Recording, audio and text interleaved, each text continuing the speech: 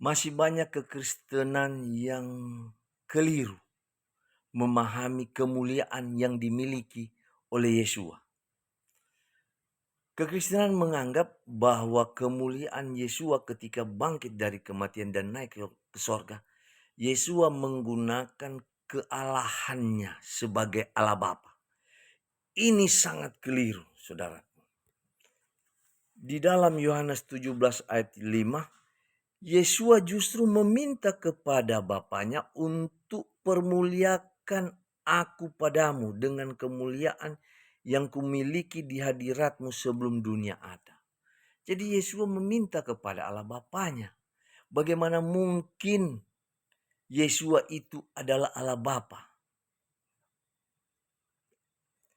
Itu sendiri tidak masuk di akal. Karena di dalam perkataan Yesua, di dalam Yohanes 14 ayat 28, Yesua katakan begini, jika kamu mengasihi aku akan pergi kepada Bapa dan Bapa lebih besar daripada aku. Dalam arti, Yesua lebih kecil dari Allah Bapanya di dalam kerajaan sorga saat ini. Jadi, kemuliaan seperti apa yang dimiliki Yesua sebelum Yesua datang ke dunia ini atau di masa pradunia. Nah, jadi di dalam Amsal 8 ayat 22 sampai 30, Yesua di sana tertulis Yesua sebagai ayat kesayangan di ayat 30. Jadi pada saat penciptaan alam semesta ini, pada waktu Allah Bapa meletakkan dasar bumi, meletakkan batas-batas laut, Yesua ada di sana beserta Allah Bapa. Yesua menyaksikan penciptaan itu. Bahkan Allah Bapa mengajak Yesua untuk turut dalam penciptaan itu. Di dalam Amsal 8 ayat 22 sangat jelas di sana tertulis bahwa Allah Bapa yang mula-mula memiliki Yesua. Jadi Yesua ini adalah anak sulung kesayangan Allah Bapa.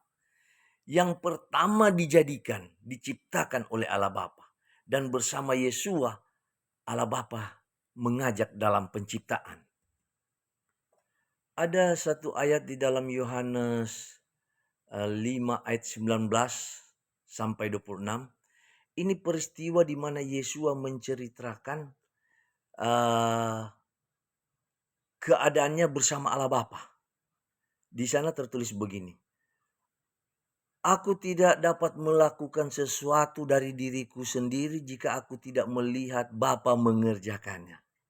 Dan di ayat selanjutnya Yesua belajar tentang membangkitkan orang mati. Ini kuasa yang akan diberikan Bapa kepada Yesua di akhir zaman.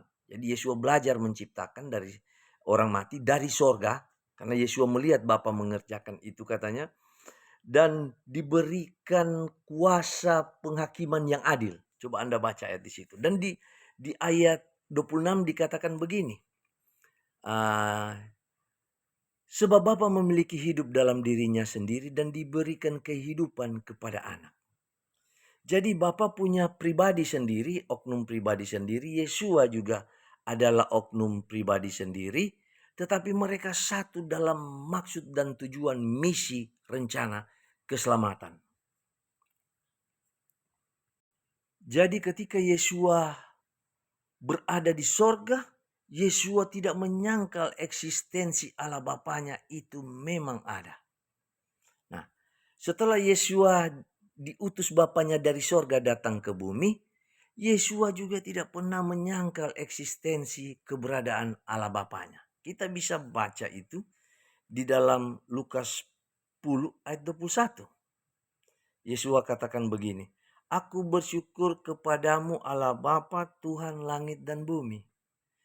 Jadi benarlah bahwa Yesua bukan Allah Bapa Tuhan langit dan bumi. Bukan sama sekali. Karena Tuhan Allah Bapa Tuhan langit dan bumi adalah Allah Bapa Yahweh. Dan ada banyak lagi perkataan Yesua yang mengaku dia tidak memiliki kuasa melebihi Allah Bapanya. Contoh. Pada waktu kedatangan Yesua yang kedua kali, Yesua mengaku bahwa malaikat tidak tahu, Yesus sendiri anak manusia tidak tahu, hanya Allah Bapa saja yang tahu. Dan di ayat sebelumnya Yesus katakan begini, langit dan bumi bisa berlalu, tetapi perkataanku tidak akan berlalu. Jadi ayat ini sangat kontroversi dengan Matius 28 ayat 18 yang mengatakan bahwa segala kuasa sudah diberikan kepada Yesus. Padahal perkataan Yesus tadi yang saya katakan, langit dan bumi bisa berlalu. Tetapi perkataanku tidak akan berlalu. Bahwa Yesus tidak pernah tahu waktu kedatangannya kedua kali. Hanya Allah Bapa saja yang tahu. Dan saya sering katakan jika Anda belum menemukan ayat-ayat Injil yang kontroversi, Anda belum menemukan kebenarannya. Karena bisa jadi Anda berada di ayat-ayat kontroversi yang salah dan keliru. Dan bisa juga Anda sudah berada di ayat-ayat kontroversi yang benar. Bahkan di dalam Yohanes 14 ayat 28, Yesus katakan begini. Jika kamu mengasihi aku akan pergi kepada Bapa. Dan Bapa lebih besar daripada aku. Jadi artinya ketika Yesus naik terangkat ke sorga, Yesus itu lebih kecil dari Allah Bapanya. Saya mau katakan ini. Bagaimana mungkin Yesus pada waktu di bumi mengatakan dirinya Tuhan. Sedangkan dinobatkan sebagai raja saja belum dilantik. Anda bisa lihat itu dalam Matius 16. Sebentar ya. Anda bisa lihat itu di dalam Lukas 19 ayat 12. Yesus memberi satu perumpamaan tentang uang mina.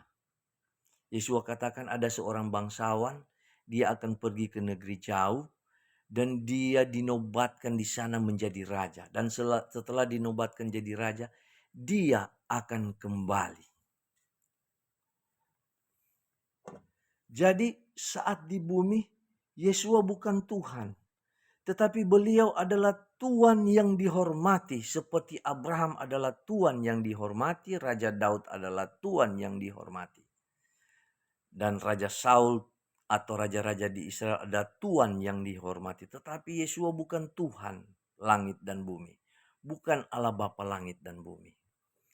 Jadi ketika Yesus berada dari sorga, kemuliaan yang dia miliki sebagai putra mahkota, belum raja ya saudara.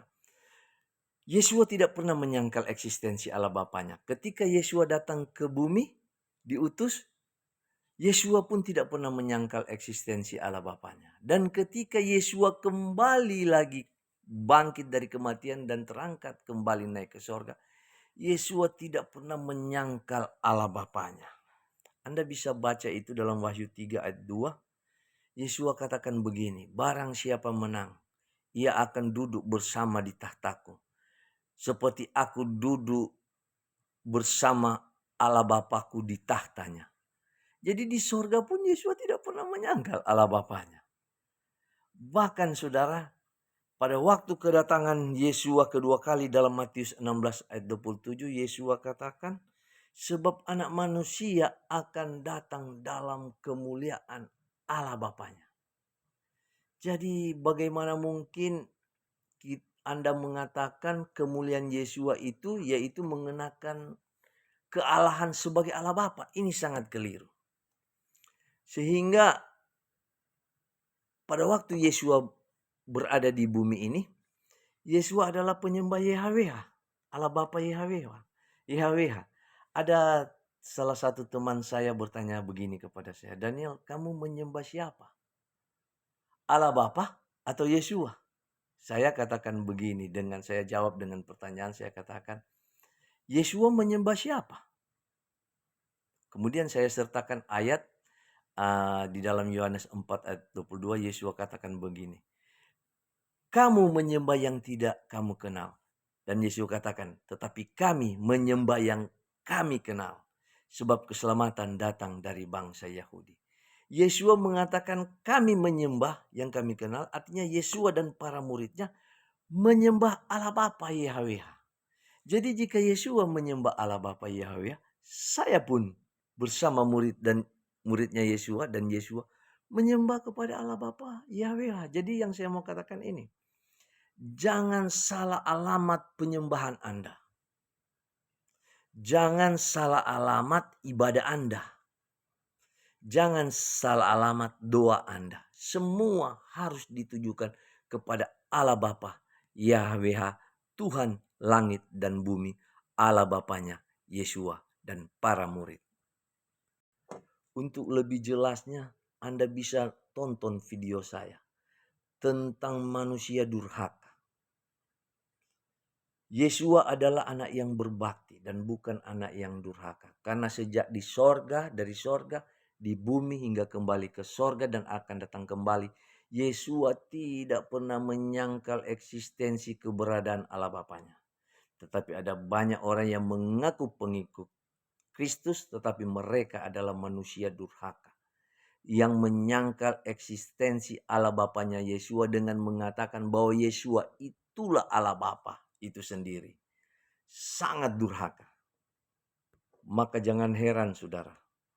Di akhir zaman Yesua katakan, bukan setiap orang yang berseru-seru kepadaku Tuhan, Tuhan akan masuk ke dalam kerajaan sorga. Tetapi mereka yang melakukan, hanya mereka yang melakukan kehendak Bapakku. Di sini sangat jelas. Yesua tidak menyangkal eksistensi Allah Bapanya di akhir zaman ketika dia menolak orang-orang yang salah menyembah. Semoga video saya ini menginspirasikan Anda. Dan saya berpesan hati-hati dengan pengajaran-pengajaran oleh gembala upahan atau pengajar-pengajar bayaran yang membuat doktrin-doktrin 3-in-1 yang tidak jelas. Semoga video saya ini menginspirasikan Anda. Nonton video-video saya di channel YouTube atas nama Daniel Ben Abraham dan sebagian saya sudah posting di akun FB saya ini. Semoga terinspirasi. Salam.